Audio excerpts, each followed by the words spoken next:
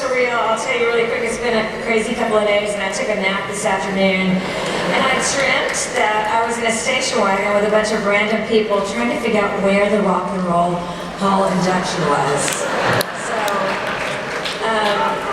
this is a little bit like getting an Oscar for a screenplay you haven't finished writing yet, but for me, it's just a huge thrill, and it's a huge honor, but it's definitely also a very big honor for me to get to be inducted alongside one of the people I admire most on this planet, and that's Willie Nelson.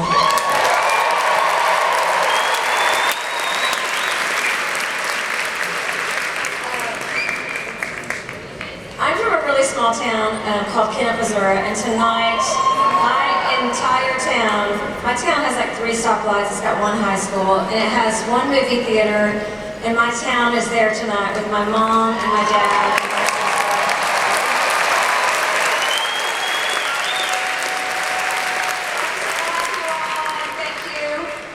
Thank you to the rest of my family who traveled very long to get here tonight. Mom and Dad, thank you so much for raising me the way you did. Thank you for loving music and for playing everything from Stan Kenton to Duke Ellington to Burt Bacharach to Dionne Warwick to James Taylor to Carole King to Stevie Wonder to Elton John. I love you, and I'm thankful for all the years of unconditional love and for piano lessons. I have to say, I'm one of the most blessed people I know that I get to be mom to Wyatt and Levi, my 2 sons.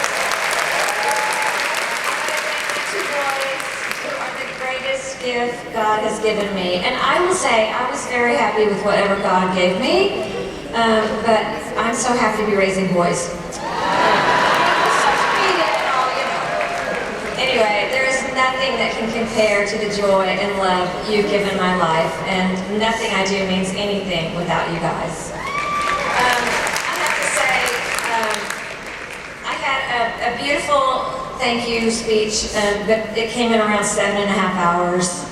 So I'm just going to say kind of a brief thank you that encompasses a lot of people. The people that started out with me 30 years ago are still here. They are my manager, my business manager, my lawyer, my agent. I mean, all of these people have stuck with me through the whole journey. I always say that all of my friends are on my payroll, and it's kind of true, and I always say, you know, if anybody leaves me, I'll have to have them killed. Because they know where all of the bodies are buried. But I want to say, I've had the same manager from the very beginning. His name is Scooter Weintraub, and he's famous after my documentary. He's a wonderful person, and he's always put what was best for me before money, and that just speaks volumes. I want to thank Pam, also, who basically manages Scooter.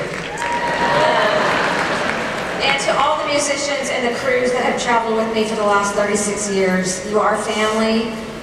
We have been through cancer together. We've been through raising babies. We've been through divorces. We've lost people along the way. And that's what music has brought me, has been the most incredible journey.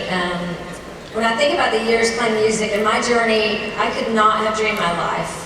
When I was growing up, our popularity wasn't based on likes. It was based on who had the best record collection and who threw the best parties when their parents were out of town. There was no social media because there were no computers, no internet, no cell phones. There was Rolling Stone magazine and Cream magazine. That's where you found the mythical glimpses into rock stardom. There was American Bandstand, Soul Train, and Midnight Special, where you could catch your favorite artists playing their latest hits. I was a kid who dreamed rock and roll, who pored over album covers. I knew every name of every musician on every album cover, and I found my identity in the lyrics from the songs that I was sure were written for me. Like, I was sure James Taylor wrote Fire and Rain about me and for me. Stevie Nicks, I honestly would not be who I am without her, and I felt certain as a kid that because I could twirl a baton and have really long wavy blonde hair that we were probably related somehow. I found my command of words through her imagery and her melodies. I also found myself in the greats like Tina Turner and Bonnie Raitt and Nancy Wilson, who with their ability to front a band with electric guitars showed me the way. I sang Linda Ronstadt songs into a curling iron like all the greats before me. way out of my own loneliness through Joni Mitchell's poetry. And there have been so many musicians who have brought me here, most of whom are actually in the Rock Hall already. Music's been a way out of my hometown and into a world of possibility. In 1976, you guys, when I was 14, my best friend JoBeth's mom drove us, me and 6 little girls, to the Mid-South Coliseum in Memphis, Tennessee to see Peter Frampton.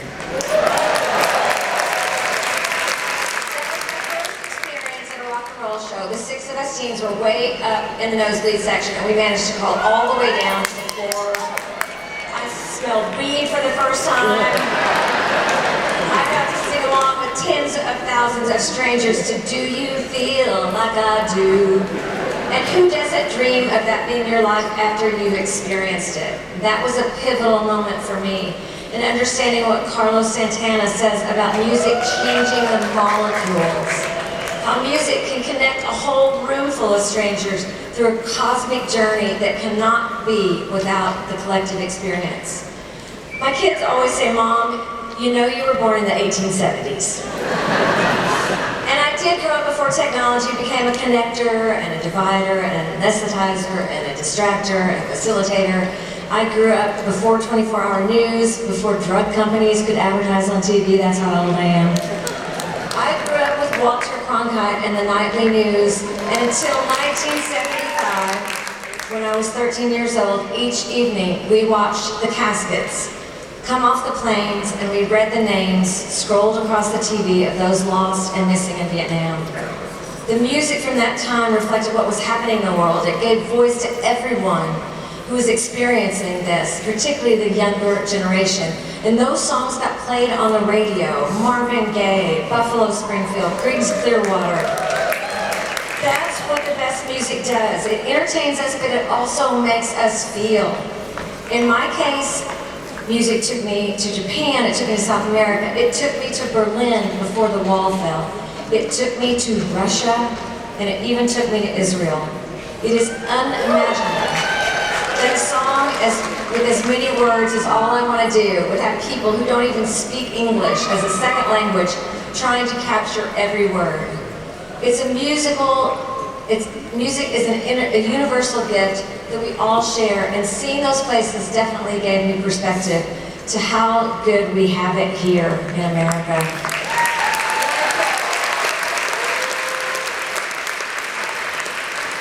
I want to leave you guys with a quote from the great Jimmy Buffett, who I know we all miss. He said, if you love what you do, you will never work a day in your life. Yes, for me there have been ups and downs along this journey, but mine is a story of infinite possibility for any young person setting out on the musical journey. I love the work. Thank you guys.